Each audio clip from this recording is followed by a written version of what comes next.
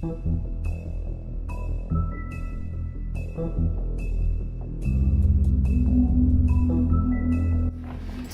I'm Dylan Davis, and I'm debating in favour of moral choice systems in games being too simplistic and are a little more than a shallow marketing gimmick. I'm going to harken you back to 2012, okay? Game of the Year 2012. Telltale's The Walking Dead Season 1. This game, right, and along with many other Telltale games, okay, this is their whole shtick. Every single episode, they have the opening phrase, "This game adapts to the choices you make. The story is tailored by how you play." You might think, okay, so there's maybe 3-4 endings, maybe there's like characters that die. Wrong. This Game of the Year, one ending. Doesn't matter what you do, 90% of those choices, maybe you have one line of dialogue after that, or maybe get referenced at the very end, and then in following seasons, characters have forgotten it. Additionally to that, you may say, oh, Season 2 though, it had like 5 endings. 4 of those have 2 determinant characters that may be dead based on your choices. And that was great. But then when Season 3 got advertised, it had this new character and this new setting, and all these new players were coming in for more, profit. And they were like, how do we get the old players back? Oh, I know. Let's bring in those determinant characters from the end of the last season. And what happens? Both of those characters get, sorry, spoilers, killed off in a flashback and have maybe one line of dialogue, and then that means that whole of Season 3 starts and ends the exact same way, regardless of what ending you had in Season 2. I will add on to that you don't really need a moral choice system to be successful. Has anyone heard of Minecraft? Exactly. I will also say that according to Rebuttal games, moral choices in games are easily made redundant by the fact that you can always just save scum or restart. I would know every time my sister plays a Telltale game, she's like, have I made the right choice? And then save scums, which you can't do in real life. I'm Alec Robinson, and I'm against the opinion. I'd like to counter your Walking Dead opinion by saying that according to IGN, there's 5 possible endings to The Walking Dead. And even though the endings are very similar, they and have little effect on the gameplay, the storyline you follow throughout the game really hones your opinion on the players and really drastically depends on your final choice. Throughout your playthrough of the game, the relationships you build with these characters sort of kind of makes the way in which you perceive the relationships and the way in which you finally end the game, making it an individual experience. Another example of a really good moral choice game is Detroit Become Human. It's a majorly successful game as it allows the players to change the course of the game depending on their personal choices. According to Troy Larford of UMass Lowell Connector, in the world of Detroit, androids are a discriminative class. Throughout the story, they are often subject to abuse, mockery, and servitude. The game challenges the player to think about whether this is deserved and draws parallels to contemporary social issues through this portrayal. This is both a bait through the story and the undercover background lore. As the game progresses, it draws the player in and creates a sense of excitement as they feel like they are in the game and choosing the fate of the avatar. This leads me on to my second point of replayability and enjoyment. Both in Detroit and Assassin's Creed Odyssey, among other games, they have many endings and branching paths to change the way the game is played. Many gamers fully enjoy this and are happy when they are given the option to replay the game to get that 100% achievement and feel like they have fully delved into the whole game. This may take multiple playthroughs and the player can have a different experience every time. Interesting. You mentioned Detroit. Well, I will admit, it's a very good game. Can't say that. I would unfortunately say Detroit is the outlier, and that almost every other moral choice game has no branching paths. Even in Detroit, I played the game, there's 3 playable characters, one of which is Kara, who's in the very first trailer of the game. She can die as early as chapter 2. I killed her off, and that lost me 4 hours of cutscenes and gameplay and choices. And you could say, oh yeah, well I can just reset and save scum. At the end of the game, the whole point of the game is set those robots free, and the robot on the title screen tells you, no, we don't want you to replay the game. We want you to have one playthrough.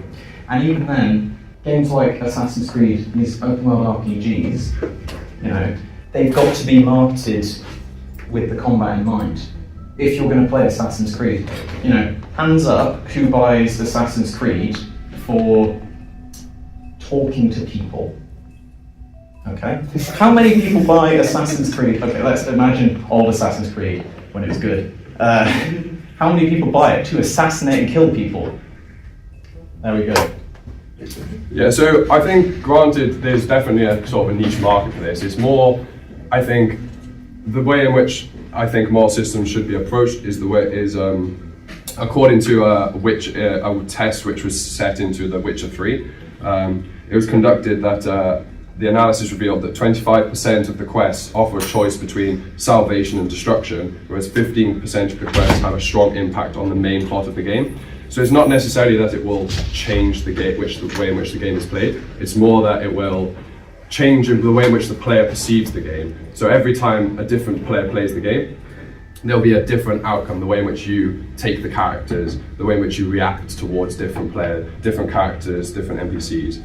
I'd like to open it up to the floor if anyone would like to ask any questions or whether they have any points that they've researched into. When it comes to kind of the branch and path style games where there are multiple endings, why do you believe that some of them are weaker than others? Is it simply scope? So is it having more endings, more variants? And in that case, does that not negatively impact upon indie developers or smaller studios who don't have the time to do it? That's a very good point. So what I would argue is that, if you're making an indie game, scope is an important factor. Some people will say that it's an indie game, I can work on it forever, I can just push the deadline back and back and back to give more and more choices. But how many of those choices are deep and complex, and how many of them are just kind of a variation on the good or bad route? If you're, there's maybe 5 of you making an indie game, are you really going to prioritize, I need to have an ending for every single NPC and every single choice,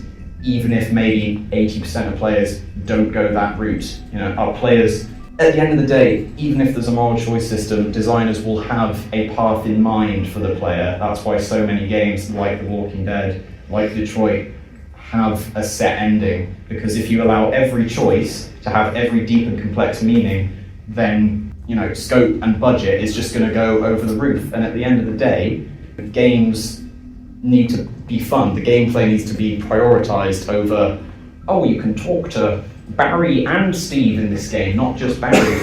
I want to attack people. I want to jump as Mario. I don't want to go up to Bowser and have a nice chat. On the aspect of against the shallow, would you say that it still feels deep and meaningful for a lot of games where a lot of your choices feel superficial? Like there's a lot of games that are great at one thing and add these RPG storytelling mechanics in, like Fallout 4, where 3 of your options typically lead you to the same conclusion and the other one just stops you moving forward in the quest because you said no. There are a lot of games that play into practice like that, and I feel like across that kind of industry level board there are a lot of games that don't feel like they hit the depth because it's yes sarcastically and maybe no, or give me your money and then we'll talk. Yeah, so I think definitely along the lines of there are games in which you can miss quite a lot of the game by making the wrong decisions as such, but that really then is up to how the player sort of thinks the way in which they want the game to go. So for example, if there's an NPC and they want you to do a specific quest for them, the only way in which you could go down that quest is by agreeing with the NPC, then that's the way in which you have to go. If you disagree with the way in which they think and you go the other way, then the quest is locked for you. Now, yes, that does cut off some of the game, but then that sort of broadens the sort of individuality of your experience of how the game is played for you. Would you say that having less interactable NPCs and less story branches available make the game easy to create for the developers but less fun for the players? Yeah, it definitely makes the game simpler. However, obviously having the storyline sort of branch off gives the player the ability to sort of change the way in which they perceive the game. Yeah, I would just add on to that it depends what you want the focus of your game to be. And if you look at games like stuff Bethesda makes, like Skyrim, like Fallout, they heavily market being action RPGs, and I'd emphasise the action because you've got all these skill trees. Like I said with Assassin's Creed, how many people bought Skyrim to talk to people, and how many bought it because they want to fly lightning bolts and slay dragons, things you can't do in real life. I can talk to you in real life. The game is advertised as, you can talk to this NPC and go down the positive route, and maybe that makes your playthrough unique. Or maybe some people are just doing it because, my speech level is quite low and I need it for a main quest. There's not as many skill trees for the interaction with NPCs as there are, you've got melee weapons, you've got archery, you've got magic, you've got stealth, you've got thieving, stealing. There's all these skill trees, and it kind of encourages the player to focus on that side of the game, even if they still want to be good.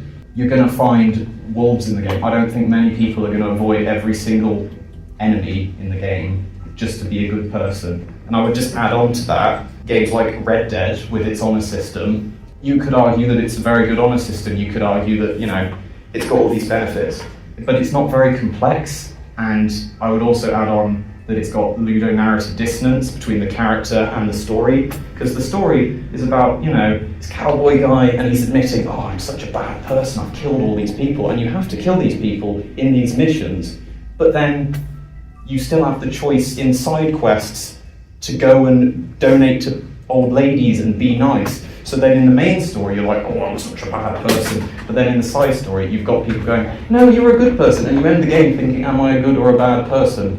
And that's the key, is a lot of these moral choices, it's either one or the other, I will also say that Laura Parker from GameSpot stated the issue with moral systems in games like Red Dead or like Infamous is another example people bring up, is that the choices are just blanket, black and white, good and evil options, and in Infamous they only affect the lighting in some animations, that's about it. With Red Dead, he starts off as like a bad character, he just does all these bad things, but then as the story goes on, he gets sick, he gets tuberculosis, and then he does all these nice things to sort of like repent his sins, like give him money and stuff. You don't really choose like what to do, but it's just part of the story, but that's just how he becomes nice at the end, I guess. I would yeah, the story is good, and it's, with moral choice systems, how much should the narrative and the story affect the gameplay? Should there be this separation? But I think the key with Red Dead is it's another example of kind of oversimplifying moral choice systems. If you're nice to people, you get rewarded with discounts and item discounts at shops. If you're bad to people, you get banned from the shops. So, if I'm a player and I want to have the best gear or the best items, then I have to be nice to them. There's not really many ways of being a bad person without being punished, and this goes for other games. The default tends to be, if you're a bad person, you get locked out of shops, and you can just revert that by paying some money. Or like sleeping or something. Yeah, or sleeping. So would the game, if, say, Red Dead 2 didn't have a moral choice system, would that necessarily affect how it was received? Would it make a clearer story if the missions are consistent and you're not having this weird, I'm kind of good, I'm kind of bad. You end up in the same place that you start, is what I'd say to that. But the story has the same outcome at the end. I think. Would you say having this within a game adds to the replayability of the game? As you can go back and choose different choices, like something like Skyrim. Yeah. Whereas there's different choices. So you think that replayability is like a good reason to have these systems? Yeah. Okay, so what I would say is, number one, there's quite a large portion of players that play the game the first time, especially a big game like Skyrim, which may take 100 hours. They may not want to, or have the time to go through okay, let me remember everything I did, and now let me do another 100-hour playthrough of doing it all again with a slightly different reward, and you may get maybe some different clothes. You've got the guilds like Dark Brotherhood, but some people will, if you don't have these dialogue choices, you could still have Skyrim and just decide, I want to be a bad thief, so I'm just going to stab people, and then maybe the game is automatically like an NPC is like, you've stabbed X amount of people, come join us, and then you're down that route, instead of having this oh, actually, I don't want to be with the Dark Brotherhood anymore. I want to be a vampire, or I want to be a werewolf. Like, you have to, you know, if you've got this replayability, sure, some people, that's wonderful. However, you know, it delivers a less precise experience. You look at games like Mario Wonder, you know, would that game benefit from having like 20 more worlds that you only get if you reach the end of World 1 and then decide, no, Bowser, I'm not going to stomp on you, I'm going to go home because Luigi's sad. Do you need that? It's all about what's the game for? If the game is like Detroit, where the whole point is it's complex, then sure. But if it's a game like Skyrim or an open world game, it's about the open world. I think that's the point of the genre, is what I'd say. Kind of going off what you just said there, Dylan, right? On the opposite side of it, is there any like particular examples of games that have a moral system in it that, whilst do not like, you know, affect the game really at all, but yet it's still like a unique and like actually not important, but like something that you would say should still be in the game, like it's not something that you can took out of the game. Is there any like moral systems that you think are a good addition to a game that don't actually have any real like need for it inside the game? I feel like definitely, I mean, there's definitely need for them in the games. If we take High on Life, for example, there's a scene in High on Life where you're given sort of a real life human morale decision where a train's coming towards two tracks. You've got one track with one person on it and a track with 5 people, and you have the decision whether you want to pull the switch to who the train runs over. That's sort of really like, proper like human response to that would be to kill one person. However, the game then gives you the knowledge of the fact that that person is a bad person. So it really draws the player in and sort of increases the excitement of sort of how you're thinking and how you're going to sort of come to the end of this conclusion without really changing the gameplay. The event of the game does stay the same, however it really draws the player in and sort of gives them a larger perspective of like how really like in the game they are, if you know what I mean. I would just like to mildly counter that with, if your game is about moral choice systems and complexity,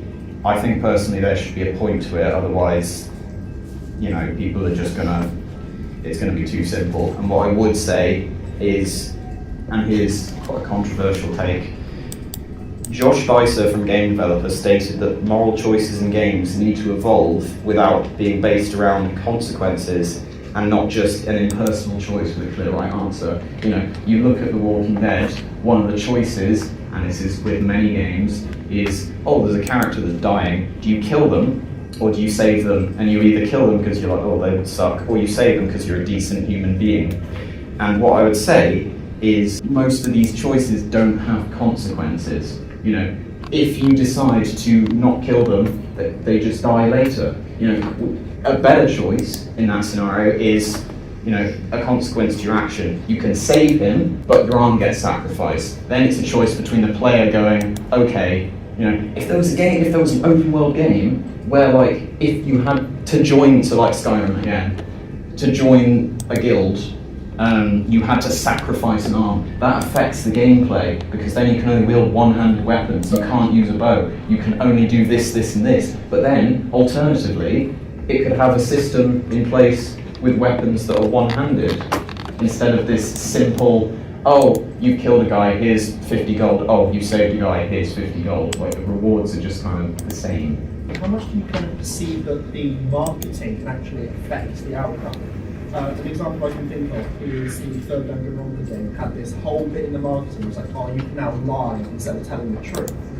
However, in the actual gameplay, in each trial it was used once as an optional side mechanic that didn't affect anything. If this wasn't one of the main marketing points, do you think that would have been a better system? Because it's just a part of the game the players can discover, as opposed to the reason why a player may report back together. I definitely think the marketing and having sort of optional content seeming mandatory or the opposite is an important part, because that first trailer, especially the first gameplay trailer, most players are going to decide in their head whether they want that game or not.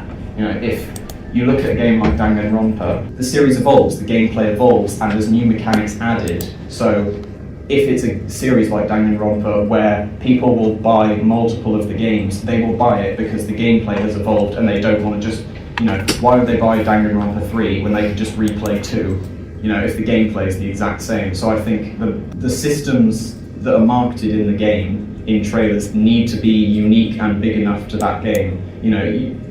You look at games that, Cyberpunk, for example, right, promised so much and told players, we're going to have you doing all sorts of things, Keanu Reeves is going to be in it, it's going to be amazing. And then the game came out and it was completely different. And a lot of those moral choices didn't serve any actual purpose. So I would say that if you're going to have something optional or a game mechanic in your trailer, it needs to be complex enough that it's worth being on the back of the box or one of the big advertising points, not something that you can easily miss by dying, basically. In Fallout 3, there's Megaton, there's a city where you can decide to nuke it or not, and the choice in that is actually, it means a lot to the story, because if you blow it up you get a bunch of camps early on in the game, which seems really good. But if you don't do it and you actually disarm the bomb later on, you can actually then visit the city and they give you you don't get as good as a reward, but you then go do missions within that city and it actually ends up being a better payoff at the end. I would say, unfortunately, whilst games like Fallout 3 and New Vegas is another great example, I can't just blatantly say, you're wrong, those games suck. They do have good moral choice systems. It has been done before.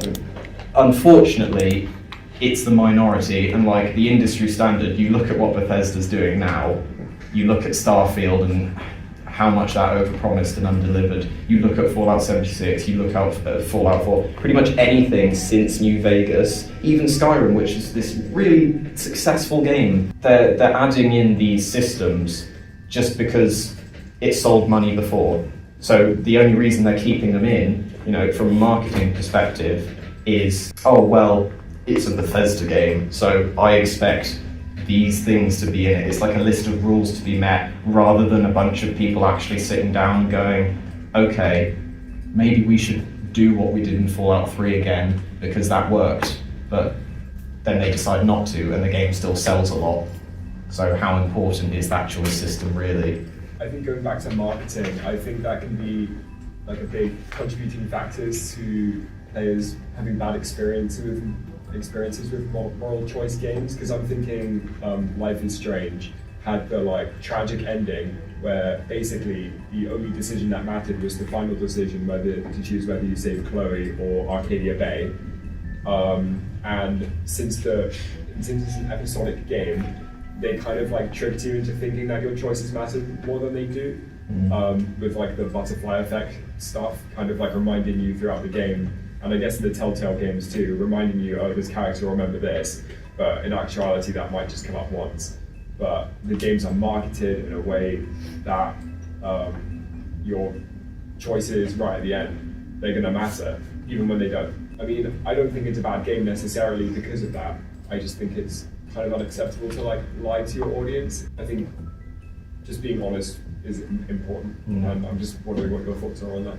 I was going to say, I think definitely with the marketing side, when they market games in the way in which you were saying, they do heavily push home the fact that your choices make it the end decision thing. And while that might not necessarily be true for the actual gameplay and how the game works out, throughout the whole game you're sort of building a relationship with these people. You're sort of deciding how you're perceiving them, how you're sort of reacting towards them. So that final choice at the end of the game, while it might not be a huge decision, at the end of the game, while you're playing through the whole thing, you yourself feel like it is a big decision, because you're I'm going to have to kill one of these people off. That's my decision then at that point.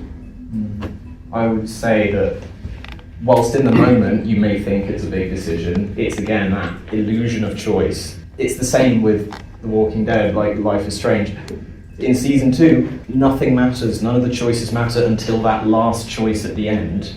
And it hurts the game more from a marketing point, because if it is a game like Life is Strange, you know, sure, you have a bit of gameplay where you slowly walk around and press X to examine a chair and you go, wow, that chair's cool. That's the whole gameplay. So players who bought the game are going to want a good story and going to want their choices to matter, because they think, oh, if the gameplay's that shallow, then surely the budget has been focused on complex systems. But then if you do nothing with those systems, you know, players are going to end up like, oh, I did this thing that seems really unique, and then they tell their buddy and they're like, I got the exact same outcome, even though I did something completely different. You're going to think, okay, well, how much of this is railroaded? And then to add on to that, something like Life is Strange, you begin to think in retrospect, those choices and those cutscenes and those separate animations are used in those trailers to make the game seem way bigger than it actually is. I mean, that's just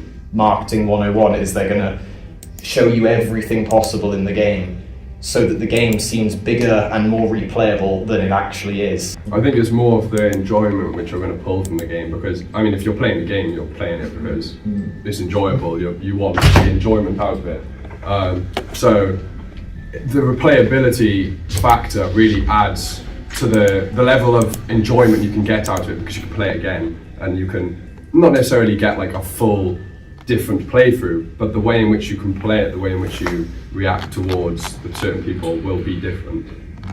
Despite what you just said, Dylan, some games which, you know, the consequences in the multiplayer systems, they might not have like that big of a deal, but some of them have created like a long-lasting impact on players and very memorable. For example, with High on Life, there's a choice where you have to either shoot a baby or not, where it's like, it's not like a huge, and it's not like the moral decision is like a huge thing, but it's something memorable. Like that clip's gone viral on TikTok, on everything. So I was just gonna say that, and then also with games like Cyberpunk, where like some of the moral system is locked behind the choices you make at the start of the game, which which kind of background you come from. Some of that unlocks more dialogue while you progress in the game, and you can also build on that moral system. With like, I know Cyberpunk when it first came out, it didn't really do that well. However, obviously all the DLCs that came out and all the like reworks and stuff that they had, they built up that moral system, because I've just replayed it recently because I love Cyberpunk, I can't lie. And with the new DLC that came out with Idris Elba, they've managed to get more big stars like Keanu Reeves. Like they managed to get Idris Elba, who's a huge actor as well, they managed to get him to come back to the game. So it's not like, just because the game came out and the moral system wasn't that great at the start, they could also bring it back up. I would just say, firstly, I'm glad the game's been fixed and improved. It sounds like you're really enjoying it. However, this is a point at large. Like, if a game is marketed with a certain amount of content and expectations, they're putting that in the trailers so that more money is made, more people buy the game, and then once the game came out, at launch, it was terrible, people hated it, but the damage was done. People had already spent their money, they couldn't just, you know, it's great to have a game be fixed, but I would prefer that game to be at launch fixed, and then people are sort of not lied to, and sort of saying, like, it's great to have Idris Elba and Keanu Reeves in the game, but if I was a player, you know, I can go watch The Matrix, you know, I can go watch Sonic, which Idris Elba is Knuckles and that's crazy. If I want to play a game, would I rather buy a game because it's got Idris Elba, or would I rather buy it because it's got a very complex moral choice system that actually changes depending on what you do? You know, AI is another controversial topic in games. How much do we use it? You know, some people have stated that no matter how many choices are in a game, at the end of the day, it's going to be programmed by someone, which means that you're not going to have a unique ending, unlike real life where everyone's got unique endings. So just to pull this back around to the beginning then, I'll close first. While not everyone enjoys moral type systems in games, while I was doing my research, I definitely found that they are a great way to engage the player into the storyline. They are not a shallow marketing gimmick, as the enjoyment that is pulled from these types of games comes from the ability to make the player feel like they are actually in the game and sort of affecting what the outcome of the story can be. whether that is physically affecting the gameplay like in Detroit or just adapting the storyline. And I will close with a statement from Screenrun in 2022. Supermassive Games is a UK-based company. They made Until Dawn a very successful game. Their spiritual successor, The Quarry, was marketed as having 186 unique endings, right? Which is false marketing, because all of these supposed endings are actually just all of the fates of the 9 playable characters, whether they're alive, infected, or dead. You know, the ending is the exact same. The only difference is Bob might be dead or Steve might be alive. And then on top of that, it's this illusion of choice. It's this black and white decision making, which, you know, it's not as simple as good or evil, you know, like killing and saving Larry in The Walking Dead. And even in the games that could make it more complex, like RPGs, they're designed more so around the action rather than the dialogue, therefore making those moral choices filler in a way.